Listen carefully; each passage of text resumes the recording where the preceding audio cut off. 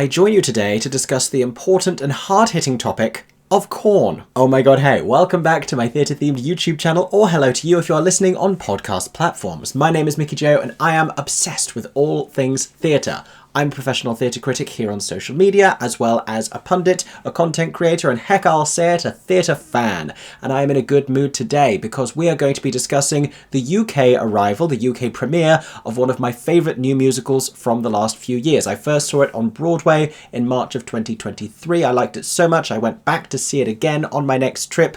We are referring to the hilarious original musical Shucked. All about, you heard me correctly, corn. Shucked is going to be getting its UK premiere in London this summer at Regent's Park Open Air Theatre, which is an outdoor amphitheatre. It also happens to be one of my favourite theatres in the entire world. It has a unique magic, and it's one of those theatres that I think everyone has to visit at least once in their lifetime. If you are planning a summer trip to London, you have to see something at Regent's Park. It's the law, the theatrical law. And listen, I don't make the rules, I just enforce them online. Now, Shucked heading there for a very limited run, I'll tell you more of the details momentarily, rather than transferring straight to a commercial West End theatre for an open-ended run, or at least a longer limited run, is a little bit of a surprise, but at the same time it isn't. Because while it was initially reported that Shucked was being brought to the West End by Sir Cameron Mackintosh and would end up in one of his theatres, one of the Delphont Mackintosh theatres, of which there are the Noel Coward, the Wyndhams, the Gielgud, the Sondheim, as well as some more, director Jack O'Brien subsequently gave an interview where he revealed that Regent's Park Open Air Theatre would be where it would be receiving its premiere, and he rightly noted how exciting that was. Sure enough, in January of this year, Regent's Park's new artistic director Drew McConey confirmed their thrilling new season, which commences with Shucked. So here are all of the corn juicy details. Is corn juice a thing? I'm led to believe by the corn kid that corn in fact has got the juice, so I assume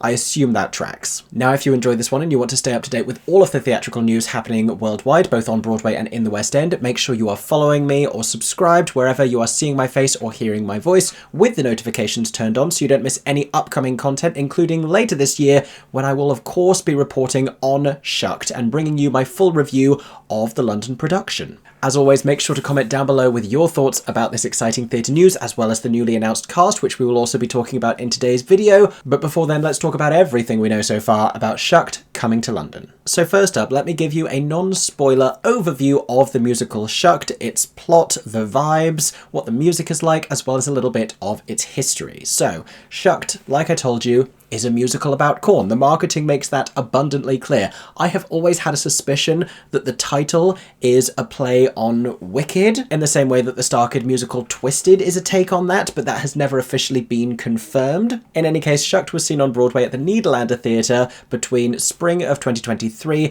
and the very beginning of 2024, when it closed in January, ahead of the launch of a North American tour and promises of further global productions. At the time of its closing, it was revealed that the already announced London production would be pushed back a little further, though in truth, it is arriving earlier than it was stated that it would. So initially they said the West End production would be coming in 2024, evidently that did not happen.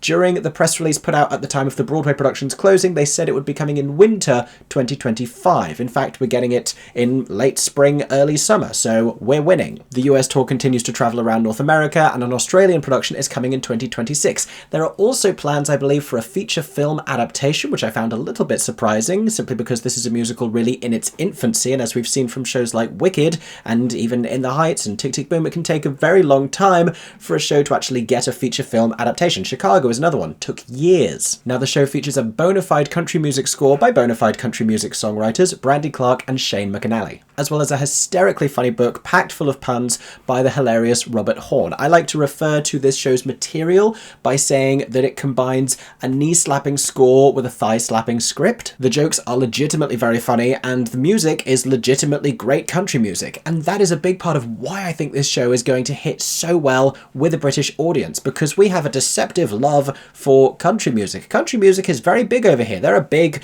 UK country music festivals where big acts from the US travel over. We also love stupid, ridiculous puns and jokes. Look at pantomime humour, for crying out loud. And there is a character in this show who delivers the bulk of those puns, whose name is Peanut, who functionally within the narrative behaves not unlike a pantomime character, very much like a Buttons or even a pantomime dame. But on the subject of the plot, we are introduced to it by two storytellers who transport us to a very small town encircled by walls of corn. Nobody ever leaves this town, they have everything they need, namely corn. It's a huge deal. But when something goes wrong with the corn on the day of a wedding between young sweethearts Maisie, like the corn, and Beau, like a bow, she decides that she is going to venture where no resident of Cobb County has ever gone before, beyond the corn, and go and seek help, despite warnings from everyone around her that it's not a good idea. This sets in motion a whole chain of events, a little familiar of The Music Man, which is probably the closest show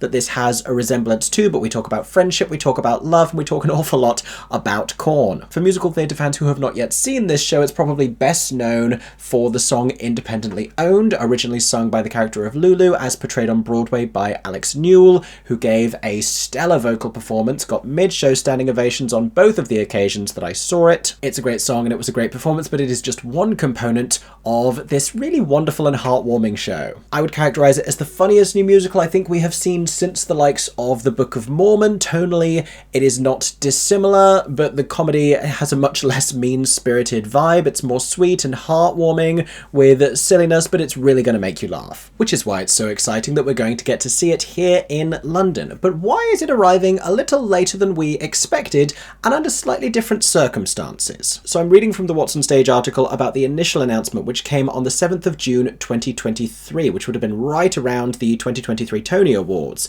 and it was confirmed that Broadway hit Shucked would open in the West End in 2024. The piece opened on Broadway in March, and it will now be hosted at a Cameron Mackintosh venue in London. Spoiler alert, that is not what transpired, but at the time it was understood that that was what was going to happen, and in a prepared statement, Sir Cameron Mackintosh said, "I'm delighted to confirm that London is going to get Shucked in one of my theatres next year." That would have been 2024.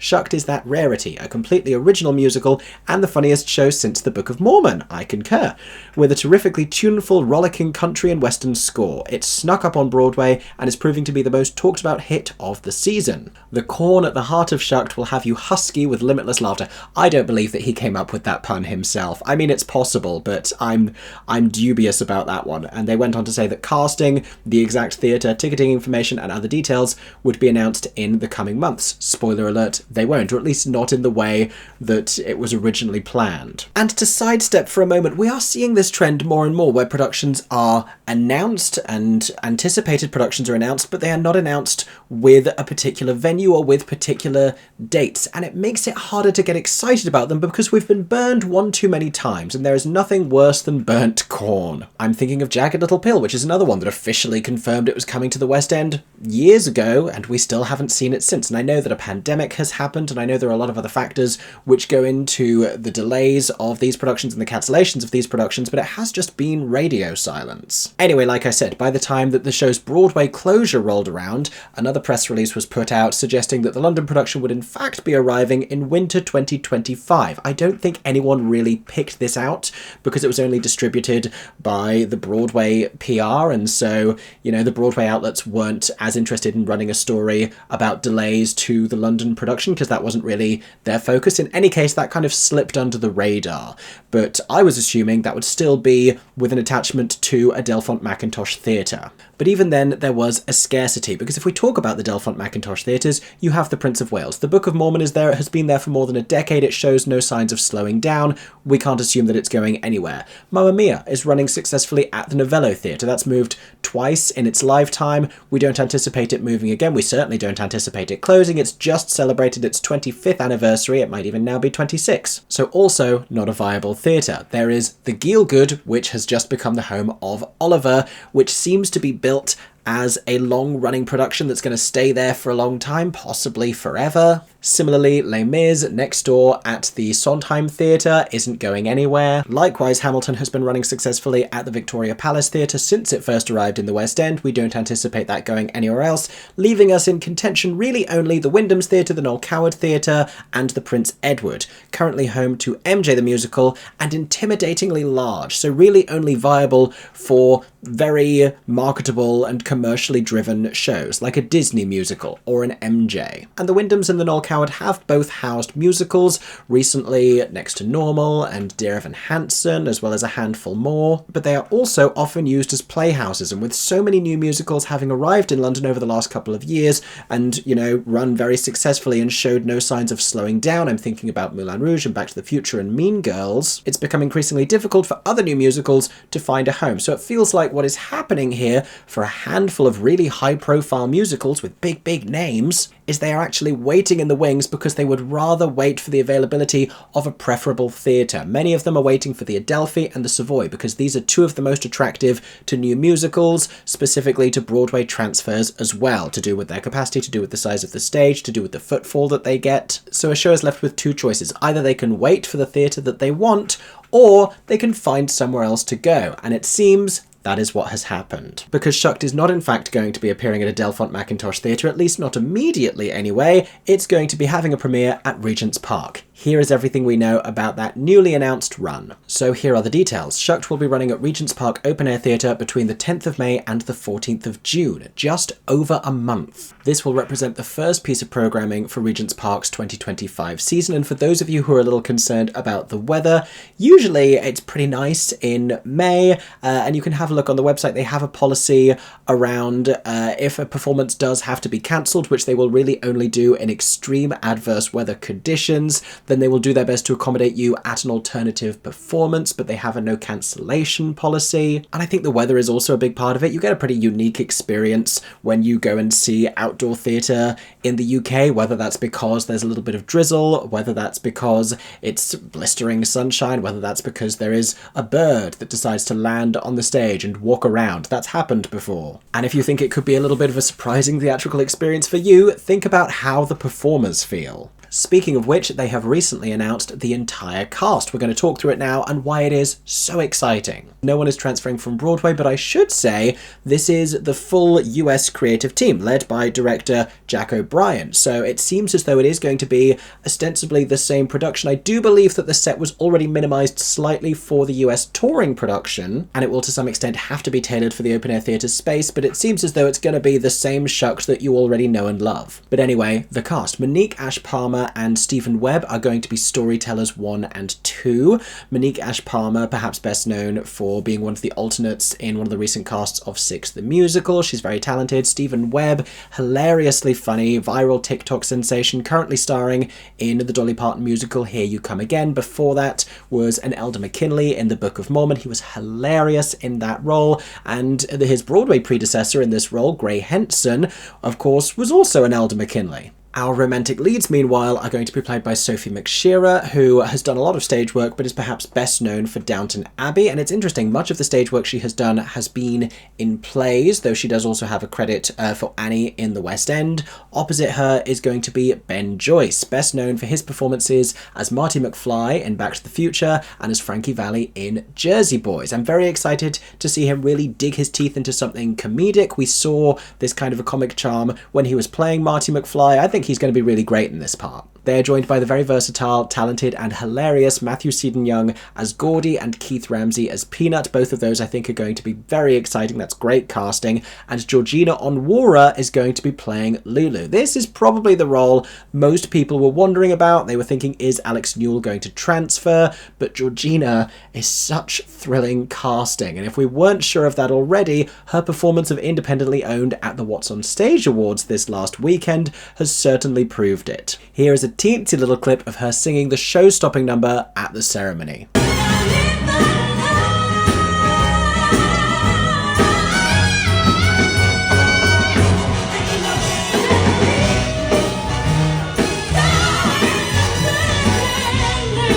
Now, I've been talking about how talented Georgina is for a long time, and how exceptional her instrument is as a vocalist. This is the most I've really heard her digging into a belty song, and I am so excited to see her in this role. I think she is going to be brilliant. And as of yesterday, we now know who will be joining them in the ensemble, which is also packed full of excited, talented names, including Jed Berry, also from the Book of Mormon, Taylor Halford, Ross Harmon, Jonathan Andrew Hume, Claudia Karaoke, wonderful Claudia Karaoke from Six the Musical and Sister Act and more. Yingyu Lee, Tom Oliver, Gleanne Purcell Brown, Nathaniel Pennell, Rachel Rawlinson, Mia Shelbourne, and Toyin Thomas Brown. Many performers who I've already had the joy of seeing before, some that I haven't, and I'm excited to see them for the first time. But I think it's really exciting to see this dynamic and funny cast of talented British performers getting to truly put their own corny spin on this show. I think that's going to make it feel really new and fresh, and I'm hugely looking forward to it. And you know what makes it even easier to look forward to it? Tickets start from just £15. When was the last time that happened? Listen, gone are the days. New musical, transferring from Broadway with the same creative team, starry West End cast, brilliant theatre, £15 tickets. Are you kidding me? This is a brilliant amphitheatre that doesn't really have restricted view seating. Even the top price tickets are considerably more affordable than many other West End shows.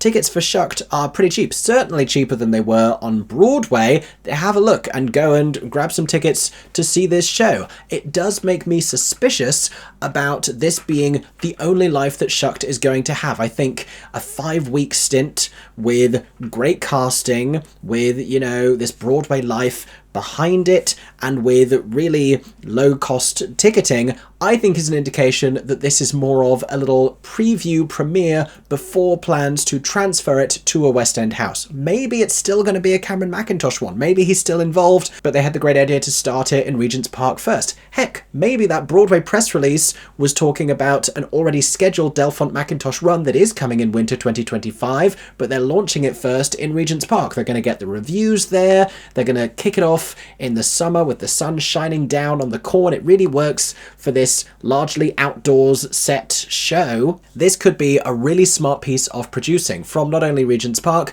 but their producing partners on this, which include an interesting name, that is Michael Harrison. I should add that in addition to Michael Harrison, this is also going to be presented in association with Mike Bosner, Jason Owen, and AEG Presents / Jay Marciano. But Michael Harrison is making big moves in the British and global theatre industries right now. He is the producer who has partnered with Andrew Lloyd Webber to create Lloyd Webber Harrison musicals, which gave us Starlight Express, which gave us the acclaimed, much talked about Sunset Boulevard revival, and is also gearing up to bring us Evita this summer at the London Palladium. He is also involved in Titanic.